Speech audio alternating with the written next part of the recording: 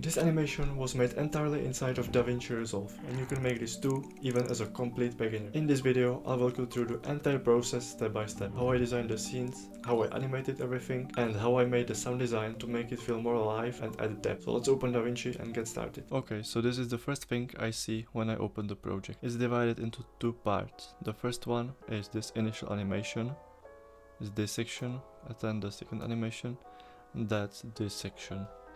We are going to start with the first one, and I made pretty much everything in Fusion, so I will start by opening this Fusion composition into the Fusion page. This is the whole node tree, and here we can see the entire animation and what we are doing. I'm going to go step by step, and we are going to start by how I made this background. When I scrap through a little, you can see like there is slight movement, and I did that with this fast noise. I will open both of these viewers, and in the second one we will put the initial background. So it's this one, is a color gradient, which you can change here from linear, and here is gradient type, solid color, horizontal, so that's just the solid color, and you can change it here into different types of gradients. I'm using the last one, and it's linear, and here you can set these two colors, which is this one and this one. You can also move it around using these handles. Then how I made that subtle movement, I did that by adding here just a regular black background like this, and to that I attached this fast noise, which is like subtly moving. You can see it here, and over the whole thing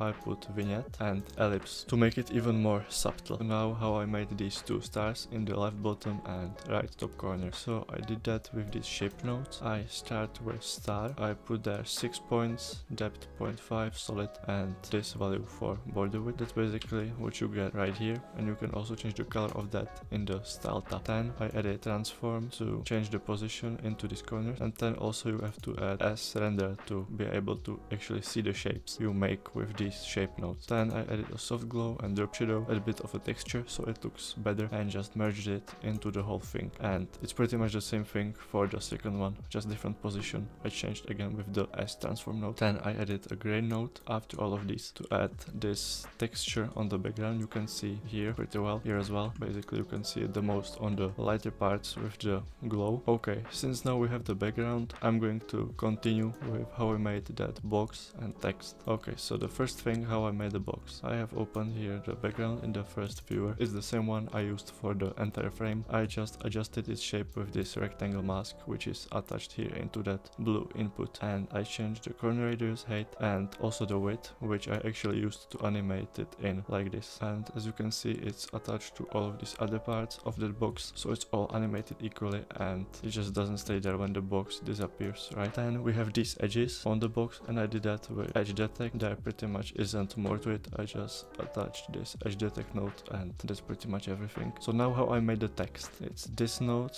the revenue, and this one is the $1 million plus text. Both are Montserrat. The revenue is extra light, and the million plus is medium. I animated it with this rectangle mask like everything here. You can see it attached to these two merge nodes of this text. So that's how I animated it. And then we have that animated graph line, which I did right here. We have the B-spline, which I just drew like this by clicking each point, then selecting everything, and by clicking this I make it even smoother than it already was. It's attached to this background, which is basically the color I just changed here with the color picker, and I also added a soft glow so it looks a bit better. And then I also have there this ellipse mask to make these edges fade a bit, so it's not like a harsh end, but it fades slightly, and again just attached it to a merge node here. And this is the rectangle now to make it again, or like animate in with that rectangle like every other part of this box. Okay, and now we can move on to the text. So you can see how this is animating in. It's like a word by word fade in, slide up, and I'm going to go step by step now how I did this. So I just grabbed a text node and added it here and wrote the grow your business in 2026 text. It's Montserrat black, again just set the color, and about the design it's Neolight, Sweep Light, and this Neo Glow. These are both plugins, but it's from a YouTube video I will link in the description, so if you want to do the same thing you can just download it from there and use it for free completely. Once I did all of this, you have to click on the text node here you made, then Ctrl C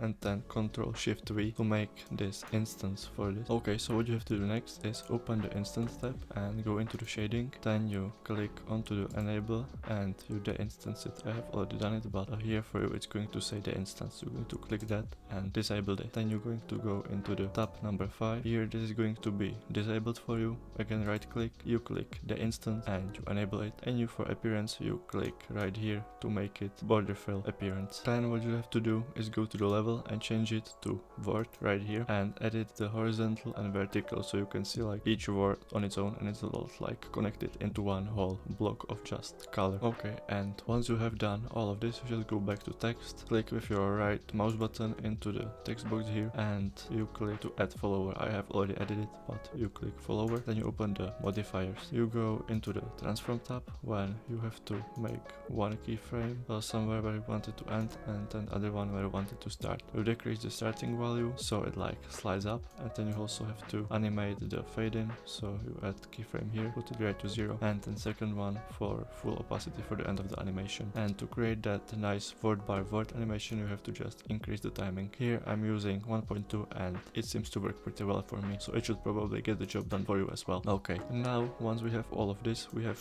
pretty much finished this part with the box and text as well. Then just the out animation for the box, it's just the animation of the rectangle to slide back like from this full opened state, this 0.444. I animate it to go to complete 0 so it disappears. And for this text, that out animation is done with fast noise. I did that here by basically animating the detail from being completely white to these spaces, so it like starts to fade out with only certain parts, not everything at once. And then I have also animated the blend in so it disappears completely and there don't stay like these random blank spaces, which would happen if you wouldn't animate the blend as well. And then the last part for this animation is this counter effect for this number with this text. So how I did this is I have this template for this text. I really like the design and I also wanted to keep it consistent, so it's the same design of the previous text, only without the slide up animation. And I did that counter effect with script, which I will link in the description. You can just copy paste it and you can do pretty much the same thing. The only thing you have to do here is just right click into this part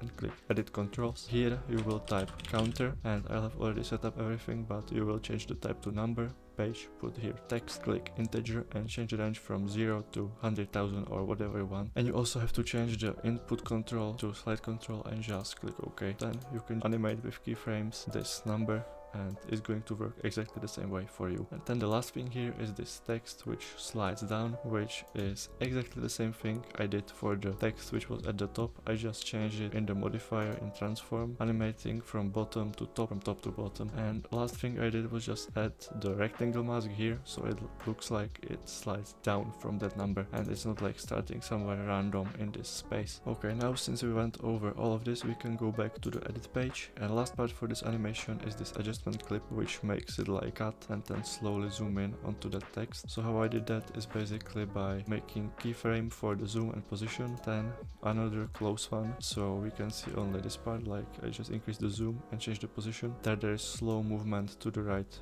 also using the position for that animation for this text. And I just eased it in, and I did that by just clicking with the right mouse button this keyframe and clicking ease in. And I did all of that for all of these keyframes to make it look smooth. And since now we have done this, we can move on to the second animation. This adjustment clip is just a slow zoom in, nothing special. When you open the Fusion page, I have here just a transform node which slowly animates in, as you can see here. Then it waits for a bit here and animates out again. You just can't see here because I have already deleted the footage. And now let's take a look at this second animation. I will again open it in Fusion, the background and this text. That's exactly the same thing we did before, so I didn't change there anything at all, just wrote there a different text. The only different thing are these bullet points, so let's take a look at how I made them. So I did that with these as angle nodes. I changed it to 4 sides to get this square, and I animated it with this regular transform. I just set one keyframe for the start. I changed the angle to 90 degrees and the size to 0.35 and then the size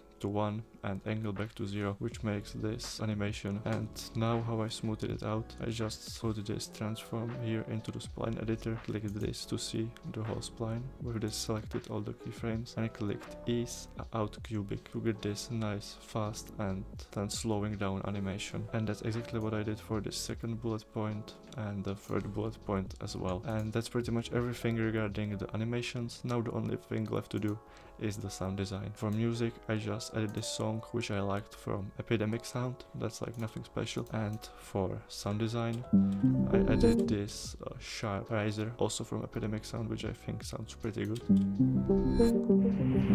Then I use this futuristic bush for the text and the graph to add some sound so it doesn't look so flat, and also another bush for this transition when the box closes and the number starts slowly counting up. And for the counting up, I use this old metallic stopwatch sound, which is also from Epidemic Sound, and then just 2 button clicks, first one and second one, when these 2 words slide in. And sound design for the second part of this animation, here is just some clicks for this text sliding up, and another button sound again from Epidemic Sound when each of these bullet points starts appearing. And that's pretty much all of this for this whole animation. Honestly, I don't even think it's that hard to make. Once you know how to do it, you will realize it's actually pretty simple, and you are going to be able to edit like this all of your videos in no time. So this is it. Hope you found it useful, and if yes, hit the subscribe button so you don't miss the next tutorial. And if you are looking for someone to edit your videos like this, check the description of this video and send me an email.